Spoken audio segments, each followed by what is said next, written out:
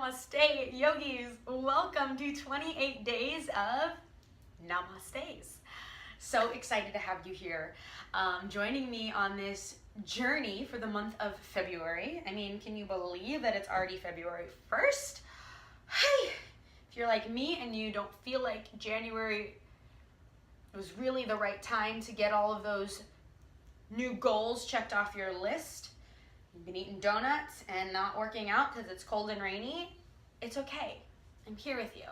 And we have this month together to refresh, to put time aside to take care of ourselves, and to finish this challenge off feeling really inspired to live a more mindful life and have all the tools that you need to bring yoga into it.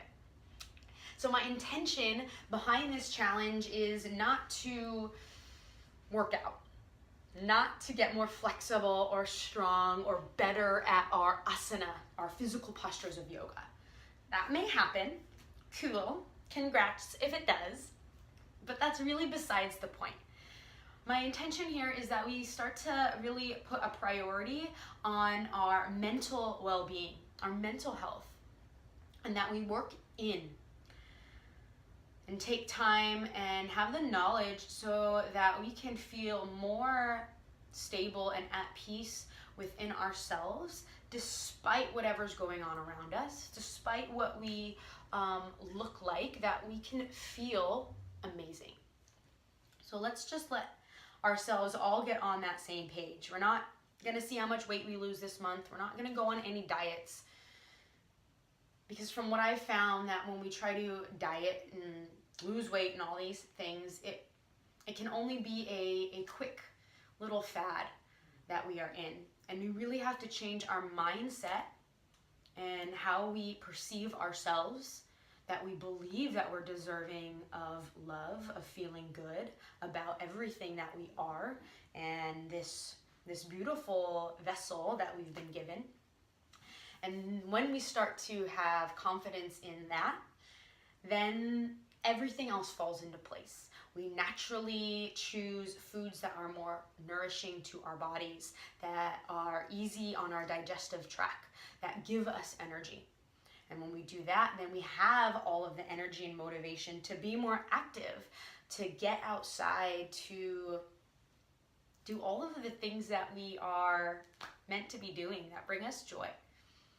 So it starts here.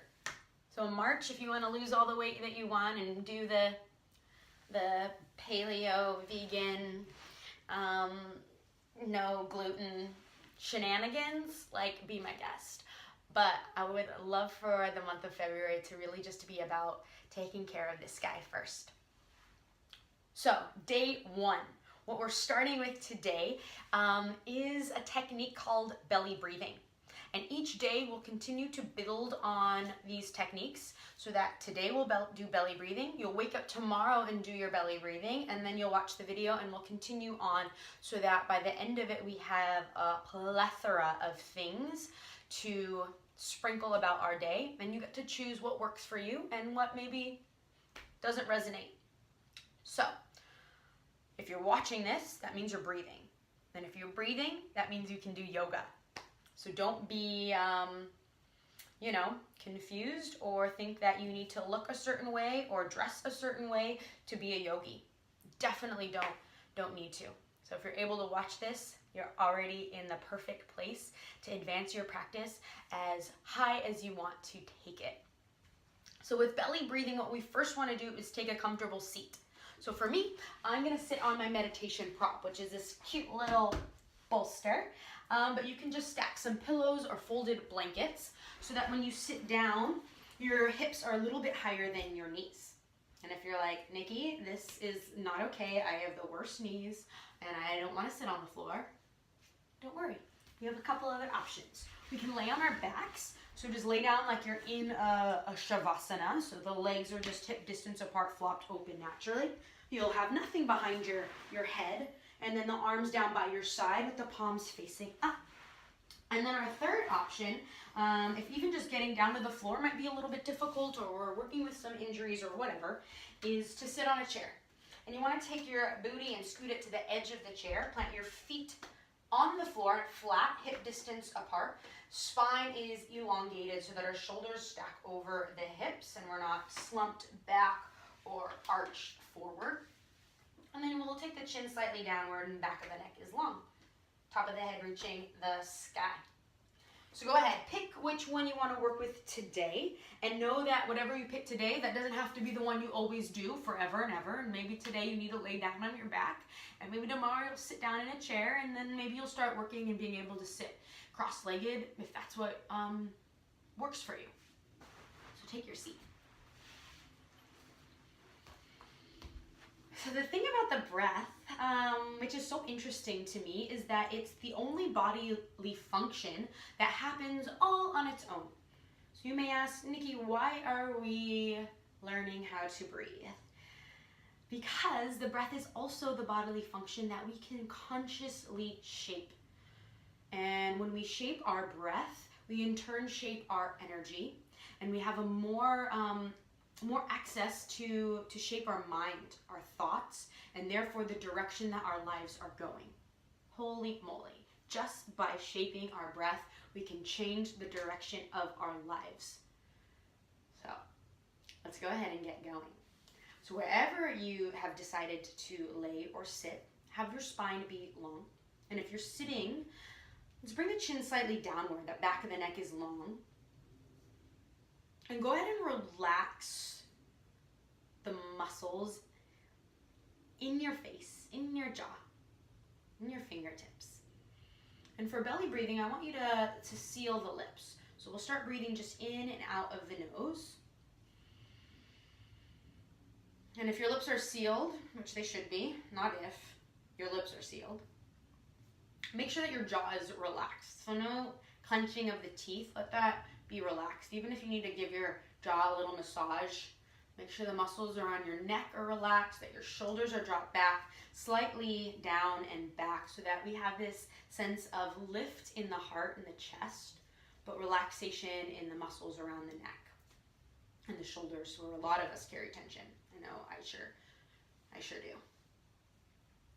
So now that we have taken our seat, begun to direct the breath just in and out of the nose, lips sealed, jaw relaxed, facial muscles relaxed. Go ahead and bring one hand to your belly and one hand to your chest, whether you're laying down or sitting up. And the hand that's on your chest, make sure that one stays as still as possible. So you may notice your natural breath was up into your chest and you felt that already. So see if you can begin to relax that. And start directing your breath into the lower abdominal muscles, and let that abdominal muscle specifically be really soft. So if you're like me, you probably spent maybe from 16 to 30 just holding your abdominals in, just those transverse abdominals sucked in your whole life because you were in a crop top or felt like you were never skinny enough for whatever reason. So sometimes it's hard for us to completely relax the belly. So just know, like anything, it just takes patience and practice and time, and it will become easeful. So from here, we want to let the belly balloon out with each inhale. So let it expand. And with each exhale, let that balloon deflate. So go ahead and just direct the breath down into the belly, doing your best to not let anything else in the body move. So you really want to be able to see this eventually. So I'll show you, my tummy really comes out. It's not meant to be cute. So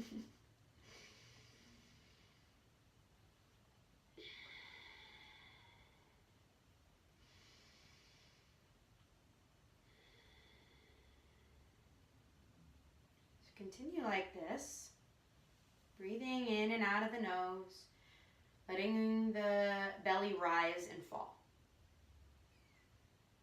And just by directing the breath into the belly, it will shift us into the parasympathetic nervous system. So this is where we want to be. It's our rest and digest place. And we can find a lot more nourishment and healing for our bodies here. Right, Penny?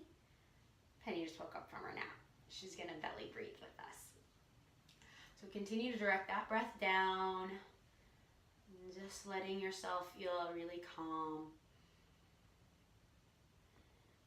aware of what's going on and what's moving. And if you feel like you start to get a good idea that the belly is moving, expanding with each inhale and deflating with each exhale, you can just relax your hand down into your lap or on top of your knees. And if you're not quite sure yet if that belly is doing what it needs to be doing, just keep your hand there, and that will give you a sense of if it's moving.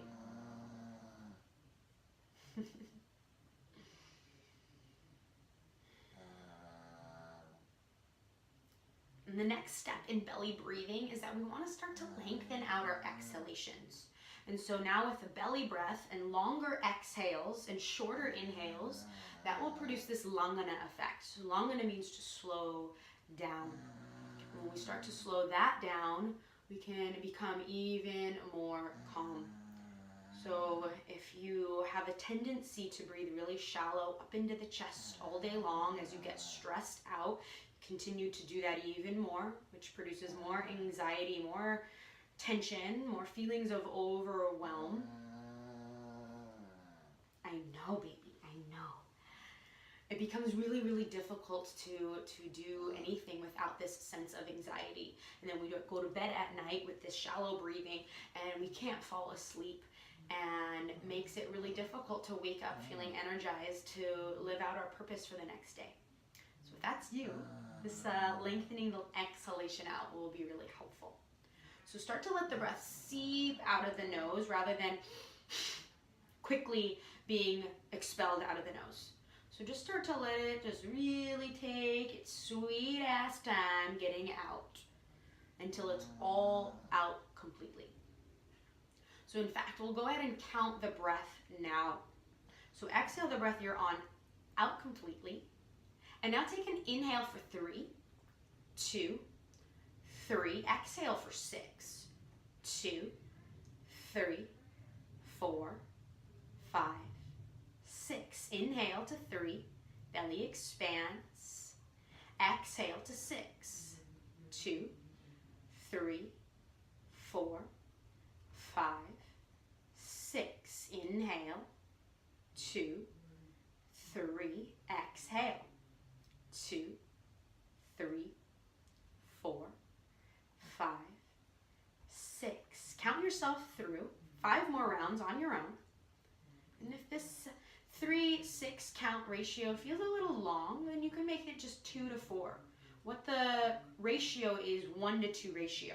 So whatever your inhale count is, you want your exhale to be twice as long. And so for my more advanced practitioners, you'll inhale for 4, filling up completely, and then exhale for 8, expelling the breath out slowly and completely.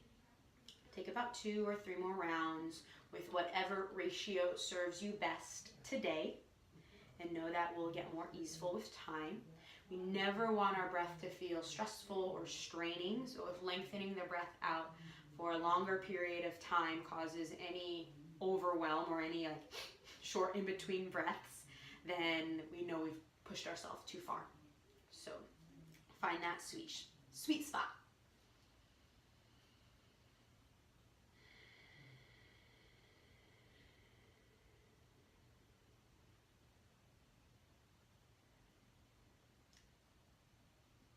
And then go ahead and allow your breath to return to its natural rhythm.